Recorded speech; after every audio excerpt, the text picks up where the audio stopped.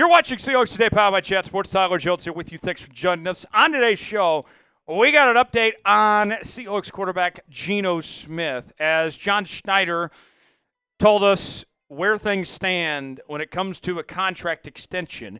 He also laid out his three-step plan for the quarterback position going forward from here. We'll tell you what the plan is, share our thoughts in just a bit. Before we do, I got a little survey for the 12s out there. Are you a Seahawks fan from the Pacific Northwest?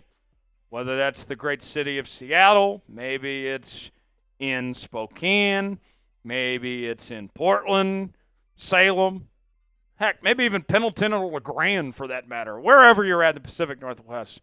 If you're a Seahawks fan from the Pacific Northwest, like today's video. If not, comment and tell me where you're watching from. I just want to survey the 12s and let us know, and we'll get started with today's show. Seahawks GM John Schneider, earlier this week at the NFL Draft Combine, he revealed his plans for Geno Smith's future as well as what they plan to do with this quarterback position going forward this offseason. Step one is extending Geno Smith. Seattle has made their intentions known that they don't plan for Geno to go anywhere right now, that they want to keep him as Seattle's starting quarterback for next year and potentially beyond that. But even with that said, that's not stopping them from step number two, which is drafting a quarterback. John Schneider says ideally they would like to draft a quarterback this year, that the board hasn't necessarily worked out for them in years past to find a quarterback that they would like. Now, whether that's this year or next, eventually they are going to have to find their quarterback of the future as far as that goes. And step three is protecting Geno Smith. You guys all know full well that this offensive line was a disaster in 2024, and they need some reinforcements up front to protect their starting QB. And whether that's Geno or whether it's the long-term quarterback, they got to have guys that they could trust up front to get the job done. So with that said, let's start with what Geno had to say, what John Schneider had to say on Geno Smith. We expect him to be our guy, but we want to do what's right too. I don't want to get into specific conversations. We've had great conversations. Obviously, he's confident. That's the way he rolls. The Athletic is projecting that Geno, his next contract, will get him upwards of $37 million a year, which Seattle, they can afford to pay. In fact, if they give him an extension, that'll move some money around and that'll create some cap space for this offseason, giving them some flexibility to do so. And a player of his caliber, that's not unreasonable for Seattle to pay that type of money. As the starting quarterback for the Seattle Seahawks, Geno Smith has gone to 2 Pro Bowls. He was named the NFL's Comeback Player of the Year and led the league in completion percentage in his first full-time season as the starter in 2022. A 28-24 overall record as the Hawks' starting QB. And the numbers for Geno Smith, they're not bad. Last year, even with that awful offensive line, he still had career highs in yards and completion percentage, threw for 21 touchdowns and 15 picks. We all remember that 2022 season that went so well for him when he led the league in completion percentage at 68.4%, or 69.8% rather, with over 4,200 yards, 30 touchdowns, and 11 interceptions. Seattle would love to see him get back to 2022 form and potentially build upon that, but all signs point to that Geno's not going anywhere unless these negotiations break down of some sorts here in the coming weeks. Should the Hawks extend Geno Smith? It's our pinned comment today. Weigh in, let us know. Type E for extend, D for don't. What do you think? Chime in the comments section and let us know. Today's show is sponsored by our friends at Z Biotics. You may be wondering, what is Z Biotics? Well, that's where I come in, folks. Ever skipped a workout because of drinks the night before? Me too.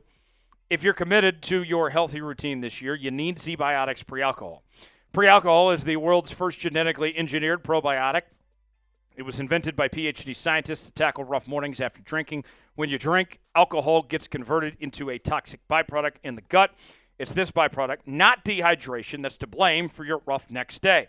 Pre-alcohol produces an enzyme to break this byproduct down. Just remember to drink this probiotic before drinking alcohol. Drink responsibly and get a good night's sleep to feel your best tomorrow. I just tried pre-alcohol for the first time a couple weekends ago when I took a trip to New Orleans for the big game, and I can honestly say there is no better way to feel better the next morning after drinking than with Z-Biotics. And I got to tell you, enjoying myself, having a good time on Bourbon Street and all that, this made me feel so much better than what I'm typically feeling. Go to zbiotics.com/chatsports. You can also scan the QR code on the screen right now to get 15% off your first order when you use code ChatSports at checkout. You can also sign up for a subscription using my code so you can stay prepared no matter the time or occasion. Z-Biotics is backed with 100% money-back guarantee, so if you're unsatisfied for any reason, they'll refund your money, no questions asked. Remember to head to zbiotics.com/chatsports and use the code ChatSports to check out for 15% off. Thank you, Z-Biotics, for sponsoring this episode and our good times. The link is in the comments and the description of today's video. Let's talk about step 2 now. And you heard John Schneider earlier. Step 2 is drafting a quarterback. And we're just being honest here. Geno turning 35 in October. He's no spring chicken. And the plan seems clear that Geno is the guy for the short term, while Seattle tries to find that young franchise quarterback, whether that be in this year's draft or next year's draft. Eventually, they are going to have to find that guy to replace Geno. Geno will be the starter for now, and he will get extended. But the clock is ticking on how much longer he's going to be that guy. John Schneider, this is what he had to say on drafting a quarterback. Hopefully the board talks to us and we draft a quarterback. Just hasn't gone that way in previous drafts. Now, I don't personally expect Seattle to be using the number 18 overall pick on a quarterback.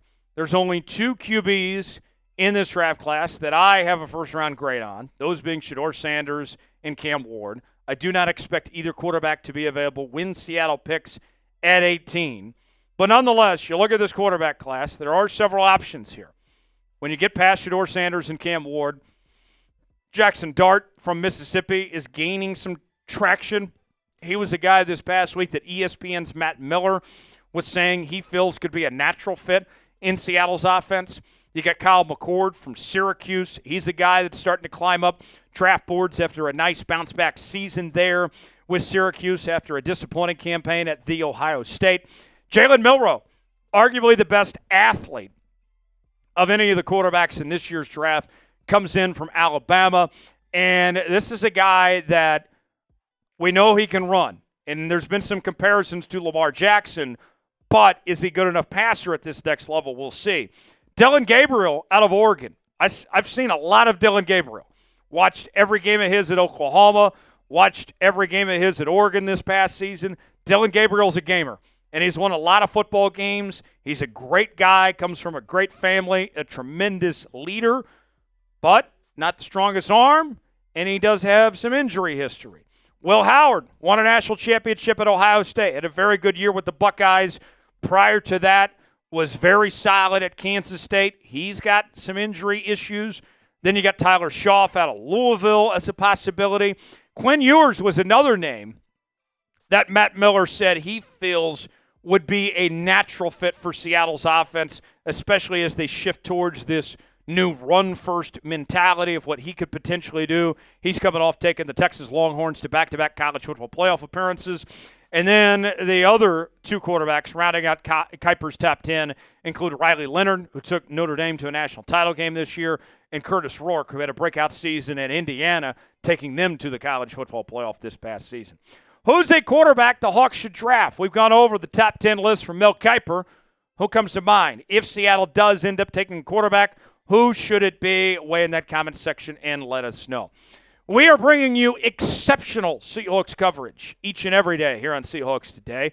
Live shows not just once, but twice a week now, every Monday and Wednesday, in addition to multiple videos a day on the channel, sometimes 2 and 3 videos here as we're talking everything from draft, trades, free agency, and more. If you are a die-hard member of the 12s, Well, there's only one way to prove it. That's by subscribing to Seattle Seahawks Today. Subscribe now. Turn on notifications so you never miss a moment. YouTube.com/Seahawks TV. To subscribe now, you'll be glad you did.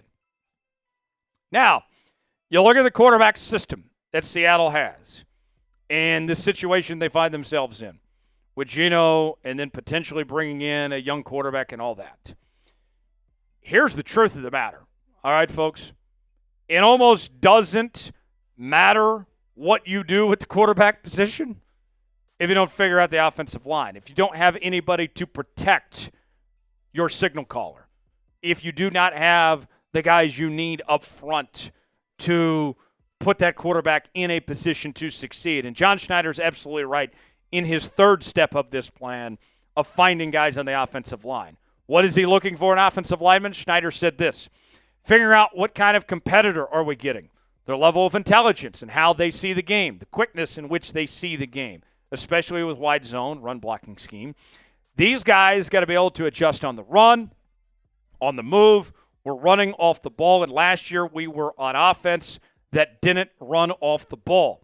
It's the person and the competitor, and then within our new system, figuring out how to adjust the pass protection stuff, that really never changes.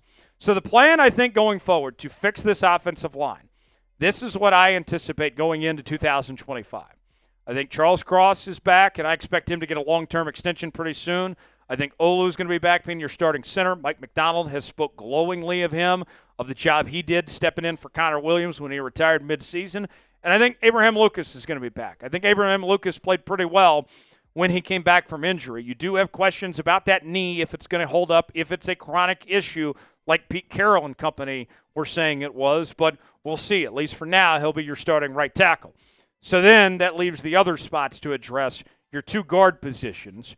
And then you also have the possibility, well, we just want our best five guys out there. Maybe that means moving positions for Olu to guard. Maybe that means moving Lucas over to a guard spot. Whatever it may be, that's the plan. You're going to roll with Cross, Olu, and Lucas, but you got to find two other guys to play with him. And whether that's free agency, whether that's the draft, that's going to be what the assignment is for John Schneider to address accordingly. Do you trust John Schneider to get the job done with this three-step plan going forward? Weigh in, let us know. Type Y for yes, in for no. Chime in the comments section, let us know what you think. If you enjoyed today's show, you already know what to do. Hit the like button. We certainly would appreciate it. I'm Tyler Jones. Thanks for joining us. We'll see you next time right here on Seahawks Today.